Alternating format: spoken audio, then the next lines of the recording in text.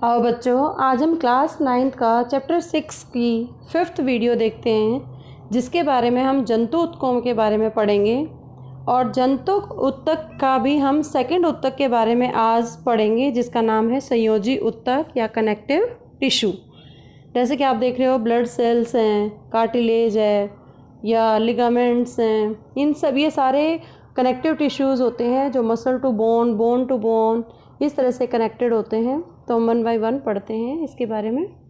जो connective tissues हैं ये कई टाइप्स के हैं, जैसे डेंस कनेक्टिव टिश्यूज़ हैं, एडिपोज हैं जो वसायुक्त हैं, एरियोलर टिश्यूज़ हैं, कॉम्पैक्ट बोन टिश्यूज़ हैं, ब्लड है। तो ये बहुत सारे टिश्यूज़ हैं संयोजी उत्तक, जिसको हम पूरी तरह से आगे पढ़ते हैं।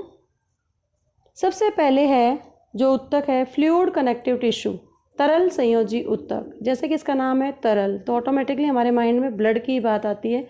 इस टिश्यू के अंदर भी एक तरल अधात्री होती है, मैट्रिक्स होती हैं, जिसमें कोशिकाएं हैं वो फ्रीली मूव करती रहती हैं।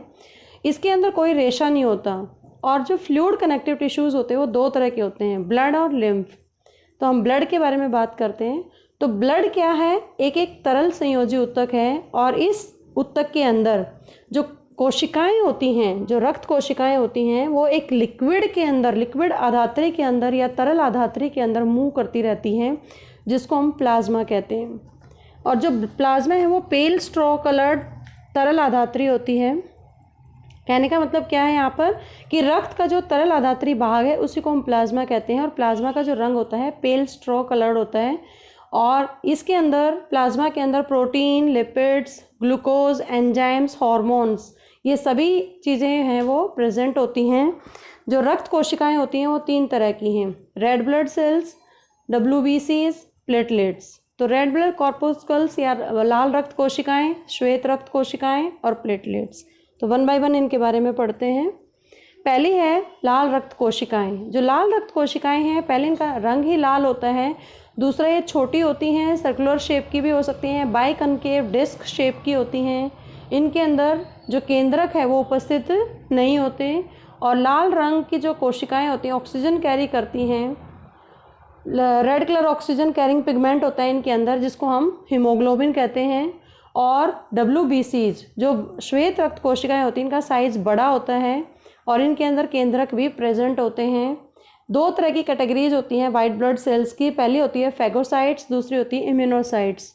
जो पहले वाली है फेगोसाइट्स, वो क्या करती हैं, उनका काम क्या है? वो हमारी बॉडी की सुरक्षा करती है, डिफेंस करती है हमें बैक्टीरिया से या कोई भी बाहर का जो अनवांटेड सब्सटेंस बॉडी के अंदर एंटर कर जाती है, उन सब से लड़ने में मदद करती हैं। दूसरा है इम्यूनोसाइट्स, जैसे कि इसका नाम है, इम्यून सिस्टम को, हमारे इम्यून सिस्टम को स्ट्रॉन्ग बनाती है। और स्ट्रॉन्ग बनाने के लिए वो हमारे शरीर में एंटीबॉडीज़ है वो प्रोड्यूस करती हैं, जिसकी वजह से हमारा इम्यून रिस्पॉन्स है वो करने लग जाता है। नेक्स्ट आती है प्लेटलेट्स। इनकी कोई एक पर्टिकुलर शेप नहीं होती, ना ही इसके अंदर न्यूक्लियस होता है। ये एक ब्लड क्लॉटिंग का काम करती हैं। जैसे कभी हमें चोट लग जाती है, खून बहने लग जाता है, तो वो खून के स्त्राव को रोकने में हेल्प करती हैं। अब हम पढ़ते हैं कि जो ब्लड है उसके क्या फंक्शंस है, उसके कार्य क्या हैं। जो मैंने अभी बताया कि ब्लड के अंदर एक तरल आधात्री भाग होता है जिसको हम प्लाज्मा कहते हैं। तो प्लाज्मा का काम क्या है? वो न्यूट्रिएंट मतलब पोषक तत्वों को, कार्बन डाइऑक्साइड को, या जो अवशेष पदार्थ हमारी बॉडी में, यूरिन है, वेस्ट प्रोडक्ट हैं, जितने भी वेस्ट प्रोडक्ट हैं उसको ट्रांसपोर्ट करने में हेल्प करता है। दूसरा हमारा था लाल रक्त कोशिकाएं, वो हेल्प करती हैं ऑक्सीजन को ट्रांसपोर्ट करने में। और सफ़ेद रक्त कोशिकाएं, जैसे कि आप देख रहे हो, सफ़ेद रक्त कोशिकाएं बैक्टीरिया को इनगल्फ कर रही है, उसे लड़ती हैं और हमने फॉरेन बॉडीज से फाइट करने में हेल्प करती हैं। डिजीज़ जो कोजिंग माइक्रोब्स होते हैं, सूक्ष्म जीव होते हैं, उनसे लड़कर हमें उन बीमारियों से बचाती हैं। दूसरा, एंटीबॉडीज़ भी उनके अगेंस्ट डेवलप करती हैं ताकि वो उनको हरा सकें, इम्यून सिस्टम को स्ट्रॉन्ग कर सकें। चौथी थी प्लेटलेट्स। प्लेटलेट्स हैं वो ब्लड, रक्त स्राव को रोकने में हेल्प करती हैं। तो ये तो हमने पढ़ा फर्स्ट तरल संयोजी उत्तक। दूसरा उत्तक का नाम है अस्थि संयोजी उत्तक, स्केलेटन अस्थि संयोजी उत्तक। ये क्या करता है? एनिमल बॉडी को सपोर्ट करता है। अस्थि संयोजक उत्तक ये पंजर का निर्माण कर शरीर को आकार प्रदान करने में हेल्प करता है, मांसपेशियों को भी सहारा देता है और शरीर के मुख्य अंगों को सहारा देता है, जैसे ब्रेन है या लंग्स हैं, इन सब को भी प्रोटेक्ट करके रखता है। ये लोकोमोशन में हेल्प करता है, मतलब चलने में प्रोवाइड करता है ऑर्गन्स को। दो तरह के होते हैं ये अस्थि संयोजी ऊतक। पहला है बोन अस्थि और दूसरा है उपास्थि कार्टिलेज। जो अस्थि है उसका कार्य क्या है, बॉडी को एक पर्टिकुलर शेप प्रोवाइड करना, जो कि कैल्शियम और फॉस्फेट बना होता है शरीर के अंदर, वो बोन्स के अंदर स्टोरेज साइट होती है। और बहुत सारे ऑर्गन्स को ये सुरक्षा भी प्रदान करता है, जैसे हमारा दिमाग है या लंग्स है या दूसरी बॉडी पार्ट्स हैं, उनको भी प्रोटेक्ट करके है करने में हेल्प करता है। दूसरा है कार्टिलेज। ये भी एक पर्टिकुलरली स्पेशलाइज्ड टिश्यू होता है। इनकी कोशिकाओं के बीच में पर्याप्त स्पेस होता है, स्थान होता है, और ये इसकी जो ठोस आधात्री होती है, मैट्रिक्स होती है, वो प्रोटीन और शर्करा की बनी होती है। कैल्शियम सॉल्ट्स भी होते हैं इसके अंदर, और ये अस्थियों को जोड़ों को चिकना भी बनाती है। मैक्सिमम आप देखोगे जो हमारे नाक है, कान है, गला है या श्वास नली है, वो मुड़ जाते हैं, उसको हम फोल्ड कर देते हैं, फ्लैक्सिबल हैं। तो ये बॉडी पार्ट जो कान, नाक, कंठ और श्वास नली है, इनमें उपास्थि है वो टिश्यू पाया जाता है, जो कि हमें हेल्प करती है, उसको फ्लेक्सिबिलिटी या उसको सपोर्ट करने में सहायक होती है। थर्ड आता है dense regular connective tissue. Dense में फाइब्रस कनेक्टिव टिश्यू कहते हैं हम इसको, इसका दूसरा नाम फाइब्रस रेशेदार संयोजी ऊतक। और ये लूज होते हैं रेशे और इलास्टिक नेचर का होता है। इसके दो टाइप्स होते हैं, टेंडन और लिगामेंट्स। टेंडन होते हैं जो स्ट्रॉन्ग कोर टाइप में होते हैं, ये स्ट्रॉन्ग होते हैं, लेकिन ये इलास्टिक नहीं होते। इनमें स्ट्रेंथ बहुत होती है, ताकत बहुत है, मैकेनिकल स्ट्रेंथ बहुत है, लेकिन फ्लेक्सिबिलिटी बहुत ही कम है। इसलिए ये ज्वाइन करता है, हमारा जो कंकालिक पेशी होती है उसको बोन से ज्वाइन करने में हेल्प करता है। लेकिन जो लिगामेंट्स होते हैं, लिगामेंट बहुत ही इलास्टिक नेचर के होते हैं, स्ट्रेंथ भी बहुत होती है उसमें, और बहुत ही कम उसमें लिटिल मैट्रिक्स होती है। ये बोन टू बोन को कनेक्ट करने में हेल्प करते हैं। लिगामेंट को हम स्नायु भी कहते हैं। नेक्स्ट आता है एरियोलर कनेक्टिव टिश्यू, एरियोलर संयोजी ऊतक। ये लूज कनेक्टिव टिश्यूज़ होते हैं।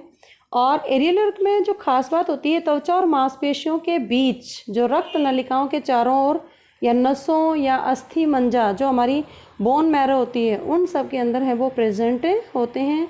और ये जेली लाइक स्ट्रक्चर होता है, स्टिकी मैट्रिक्स होते हैं, जिसमें बहुत सारे रेशे और कोशिकाएं विद्यमान होती हैं। दो तरह के फाइबर्स मोस्टली इसके अंदर होते हैं। पहला है वाइट कोलेजन फाइबर, दूसरा है येलो इलास्टिक फाइबर्स। जो कोलेजन फाइबर्स होते हैं ये फ्लेक्सिबिलिटी प्रोवाइड करते हैं, इस टिश्यू को स्ट्रेंथ प्रोवाइड करते हैं, लेकिन जो इलास्टिक फाइबर्स होते हैं वो इलास्टिसिटी प्रोवाइड करते हैं। इसके कुछ फंक्शन हैं, ये ज्वाइन करता है स्किन को मसल से, और उसके ऑर्गन्स के बीच में जो स्पेस होता है उसको भरने में भी हेल्प करता है। ये टिश्यूज़ की रिपेयरिंग में सहायक होता है। साथ ही ये मसल्स में पाया जाता है, ब्लड वेसल्स में, रक्त वाहिनियों में, नसों में, या जो अस्थि मंजा है, जो बोन मैरो है, उन सब के अंदर ये प्रेजेंट होता है। ऊतकों की मरम्मत में भी सहायता करता है। नेक्स्ट आता है एडिपोज कनेक्टिव टिश्यू।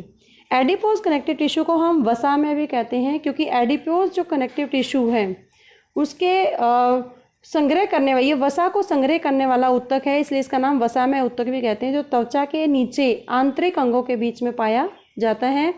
और ये फैट स्टोर करने वाला टिश्यू होता है मोस्टली, और इसकी जो अदात्री है वो बड़ी होती है, स्फेरिकल या ओवल फैट सेल से बनी होती है, जिनको हम एडिपोसाइट्स कहते हैं।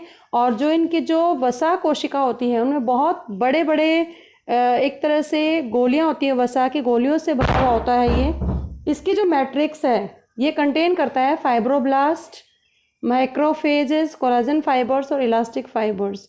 इसके कुछ फंक्शंस हैं। एक तो ये हमारी स्किन के नीचे जितने भी आंतरिक अंग है उसके बीच में पाया जाता है।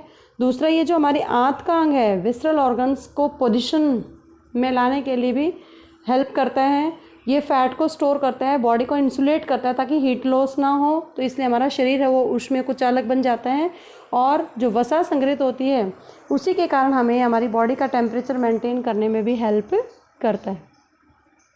तो आज हमने पढ़ा संयोजी ऊतक के बारे में। आई होप आपको समझ आया होगा। Please do subscribe, don't forget to like to.